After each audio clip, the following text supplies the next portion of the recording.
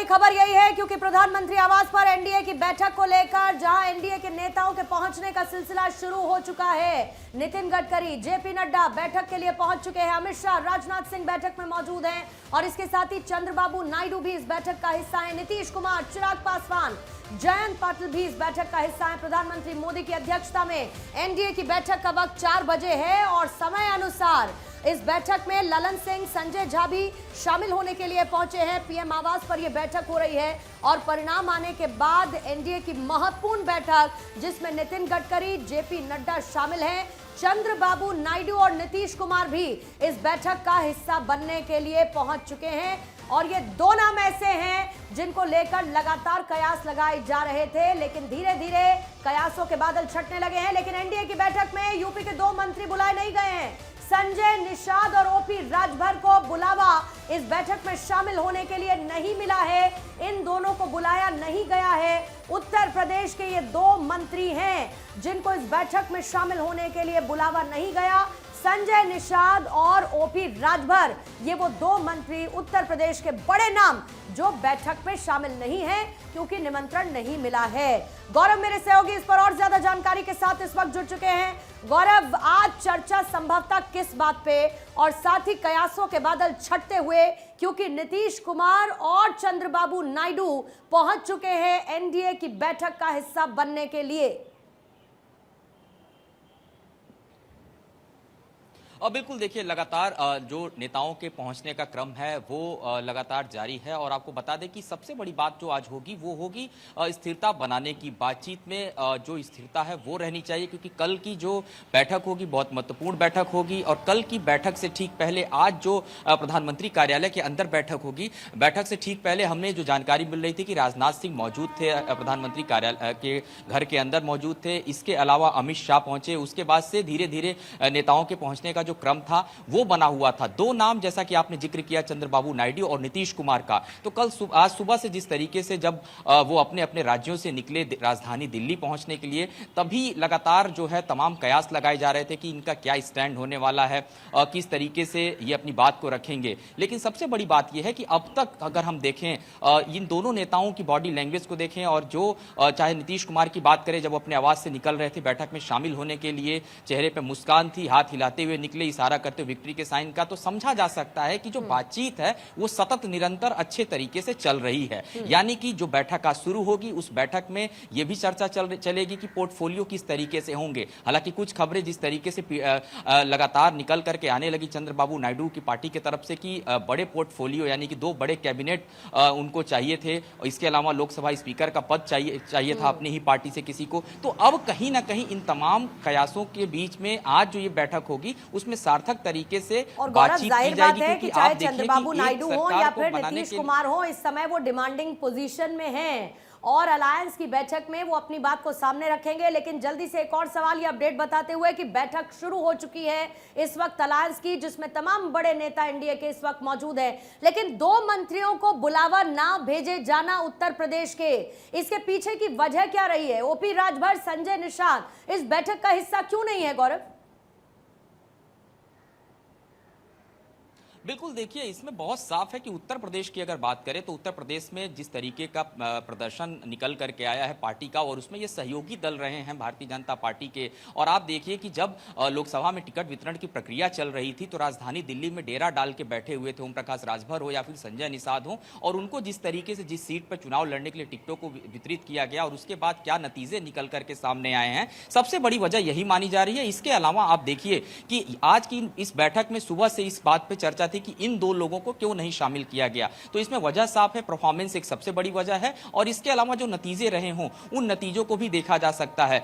उत्तर प्रदेश के अंदर अलग अलग सीटों पे देखिए, खास करके कुछ बड़ी सीटें जिसमें अयोध्या बार बार विपक्ष उदाहरण के तौर पे पेश कर रहा है, तो लगातार इस पर मंथन भी किया जाएगा कि आखिर इतने बड़े हार की वजह क्या उत्तर प्रदेश में, क्योंकि पहली बार ऐसा हो रहा है कि भारतीय जनता पार्टी को हिंदी पट्टी में इतने बड़े पैमाने पर जीत नहीं मिली है। हालांकि 77 सीटें गौरव, हिंदी पट्टी की 77 सीटें। हिंदी पट्टी की पार्टी कहलाए जाने वाली बीजेपी अपनी फुल मेजॉरिटी में नहीं आई और इसीलिए आज अलायंस की बैठक हो रही है। आज बीजेपी की बैठक नहीं हो रही। आज यही वजह है कि नीतीश कुमार क्या कहेंगे, चंद्रबाबू नायडू क्या कहेंगे, आज ये सुनना होगा।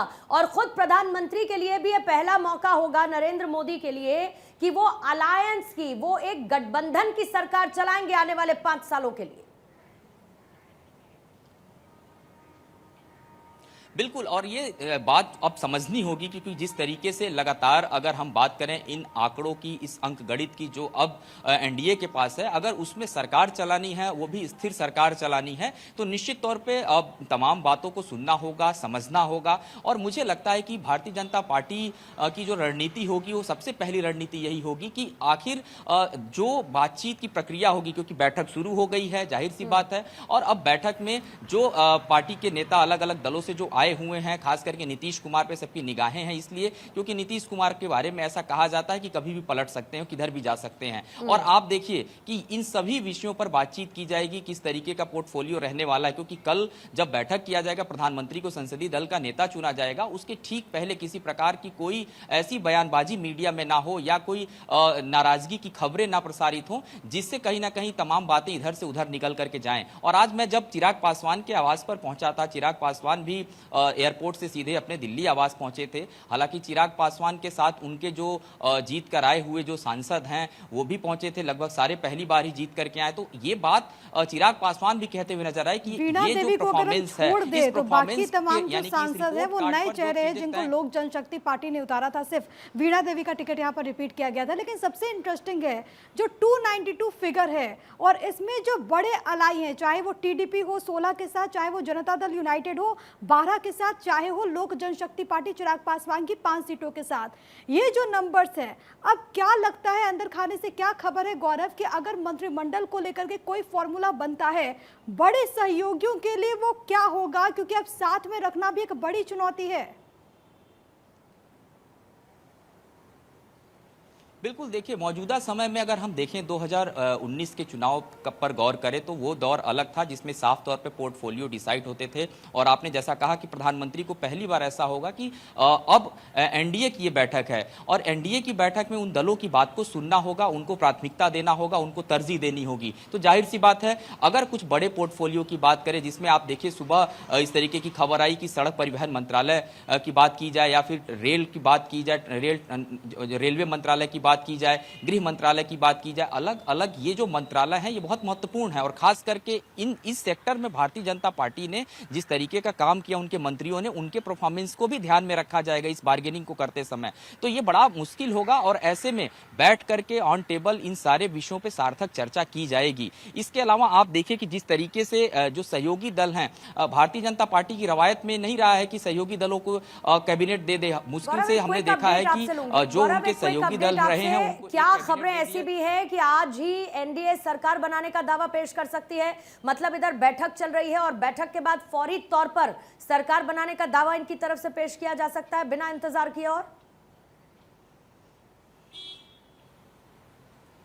देखिए ये पूरी तरीके से निर्भर करेगा क्योंकि सोर्सेज इस बात को कह रहे हैं कि बैठक के अंदर क्या बातचीत होती है, सार्थक बैठक होती है, नहीं होती, और अगर सार्थक होती है तो समय नहीं इसमें ज़्यादा लगाया जाएगा। इसीलिए देखिए 9 तारीख को जो शपथ ग्रहण की तैयारी की खबरें चल रही थी वो 8 तारीख पे आ गई और मेरे सोर्सेज बता रहे हैं कि राष्ट्रपति भवन में और युद्ध स्तर पर तैयारियां लगातार शपथ ग्रहण की जा रही हैं। तो समय को देखते हुए, क्योंकि समय बहुत मूल्यवान होता है और एक बार हाथ से निकल जाता है तो फिर वापस नहीं आता, ये प्रधानमंत्री नरेंद्र मोदी अच्छे से जानते हैं। क्योंकि शाम 6 बजे इंडिया गठबंधन की भी बैठक होनी है और तमाम जो नेता हैं वो इंडिया गठबंधन के दिल्ली पहुंच रहे हैं। अब से थोड़ी ही देर बाद अखिलेश यादव भी सीधे एयरपोर्ट पहुंचेंगे और वो भी सीधे एयरपोर्ट से बैठक में जाएंगे। तो आप देखिए कि जो सहयोगी दल हैं, खास करके अगर इंडिया गठबंधन की बात करें, जो एक लंबा चौड़ा एक पूरा उनका अलायंस है, उनकी भी बैठक आज शाम को दिल्ली में होनी है। तो एक तरफ वहां रणनीति बने तो दूसरी तरफ इस रणनीति पर अगर बातचीत हो जाती है, खास करके जो आज एनडीए की बैठक हो रही है, तो समय ज्यादा नहीं लगेगा और ये बात, इसमें कोई दो राय नहीं है कि हो सकता हो सरकार बनाने का दावा पेश कर दिया जाए। ठीक है, बहुत धन्यवाद आपका गौरव, तमाम बातचीत और जानकारी हम तक पहुंचाने के लिए। लेकिन यहाँ पर सर्वेश हमारे सहयोगी इस वक्त पटना से मौजूद है, क्योंकि देखिए इसको लेकर के हलचल तो बहुत तेज है। लेकिन सर्वेश, पटना में इस वक्त हलचल क्या कुछ? राजधानी में एक पोस्टर जो कि काफी ज्यादा वायरल भी हो रहा है कि नीतीश सबके हैं, और अब जनता दल यूनाइटेड पर सबकी निगाहें टिकी हुई हैं। जी बिल्कुल प्रिया, देखिए नीतीश कुमार सबके हैं, ये पोस्टर नया नहीं है। इसके पहले भी ये पोस्टर लगाए जा चुके थे, पहले भी इस तरह के पोस्टर देखे जा चुके हैं राजधानी पटना में। लेकिन जब चुनावी नतीजे आए उसके बाद से एक बार फिर से वो पोस्टर चस्पा किए गए हैं राजधानी की दीवारों पर। राजधानी के बड़े बड़े होर्डिंग्स प्लेसेस हैं, वहाँ पे उनको चस्पा किया गया है। निश्चित तौर पर जो मांग उठ रही है जेडीयू की तरफ से, जमा खान जो मंत्री हैं उन्होंने सीधे तौर पर मांग कर दी है कि प्रधानमंत्री का पद मिलना चाहिए नीतीश कुमार को, क्योंकि 18 साल से लगातार चुनाव जीतते आए हैं और जिताते आए हैं। ये भी कहा गया, कल मदन सहनी जो मंत्री हैं जेडीयू कोटे के, उनसे भी हमने बात की। उनका कहना था कि नीतीश कुमार की बदौलत ही हर चुनाव बिहार में लोग जीतते हैं, चाहे वो बीजेपी हो या जेडीयू के तमाम लोग हों। तो नीतीश कुमार ही चेहरा है, नीतीश कुमार ही अहम है, ये लगातार बात उठने लगी है और सीधे तौर पे अब प्रधानमंत्री पद की मांग पार्टी की तरफ से होने लगी है। लेकिन पृष्ठभूमि में जाना चाहेंगे, चुनाव नतीजों के 1-2 दिन पहले की बात है। अशोक चौधरी से हम बातचीत कर रहे थे और उस वक्त उन्होंने साफ तौर पर कहा था कि कुशवाहा वोट इस बार बीजेपी जेडीयू गठबंधन को नहीं मिला है। तो सीधे तौर पे उनका इशारा था उपेंद्र कुशवाहा की तरफ और जो बीजेपी के प्रदेश अध्यक्ष है सम्राट चौधरी को, क्योंकि वो भी कुशवाहा बैकग्राउंड से आते हैं, कुशवाहा जाति से आते हैं। तो एक तरह से कहा जाए सारी समीक्षाएं होंगी सर्वेश, लेकिन सबसे अहम सवाल, जिस तरह से तेजस्वी और नीतीश का एक साथ फ्लाइट में दिल्ली आने का वीडियो सामने आया और लगातार आरजेडी एक तरह से नीतीश को अपना बताने की या पुराने रिश्तों का हवाला देकर ये दावा करने की कोशिश कर रही थी कि नीतीश की गुंजाइश है आने की। हालांकि इस पर जेडीयू लगातार खारिज कर रही है, पलटवार कर रही है। कैसे पटना की सियासी फिजा में मुद्दा गरमाया है? देखिए आयुष, सुबह 10:45 की फ्लाइट थी विस्तारा एयरवेज की और उसमें नीतीश कुमार और तेजस्वी यादव की सीट आगे और पीछे थी। लेकिन जब प्लेन टेक ऑफ होता है तो दोनों आजू बाजू बैठ जाते हैं। वो भी तस्वीरें काफ़ी तेज़ी से वायरल होती हैं। और कल जिस तरीके से मनोज झा ने कहा कि इंडिया ब्लॉक के लोग चंद्रबाबू नायडू से और नीतीश कुमार से बातचीत कर रहे हैं, शरद पवार ने फ़ोन भी किया था नीतीश कुमार से, उनकी बातचीत भी हुई थी। तो इन तमाम चीज़ों को देखते हुए कयास यही लगाया जा रहा था। हालांकि आज भी तेजस्वी ये बात कह रहे थे कि नीतीश कुमार फैसला लेंगे और बहुत जल्द देश हित में फैसला लेंगे, क्योंकि उनकी पार्टी की तरफ से ये भी कहा गया कि नीतीश कुमार जो वेंडिट पॉलिसी है उसके खिलाफ पॉलिटिक्स करते आए हैं। जो बीजेपी की एक बदले की राजनीति होती है उसके खिलाफ नीतीश कुमार हमेशा रहे हैं। संवैधानिक शक्तियों को अपने गिरफ्त में लेकर कोई कार्रवाई करने की जो राजनीति होती है जो बीजेपी करती आई है, नीतीश कुमार उसके खिलाफ रहे हैं। तो ऐसी परिस्थिति में ये माना जा रहा था विपक्ष की तरफ से कि नीतीश कुमार और चंद्रबाबू नायडू उनके खाते में, उनके पाले में जा सकते हैं। लेकिन जो तस्वीरें हैं अभी यही बता रही हैं कि नीतीश कुमार इंटैक्ट हैं, चंद्रबाबू नायडू कहीं ना कहीं एनडीए के साथ इंटैक्ट है। राजनीति को समझने वाले लोग उनकी राजनीति को बहुत भली भांति बहुत जानते हैं कि वो कैसे, क्योंकि अपने दम पर जेडीयू को इतनी सीटें तक ले आना ये अपने बड़ी बात है और अब वो शामिल है बैठक में, तो जाहिर है कि वहां पर वो डिमांडिंग पोजीशन में होंगे।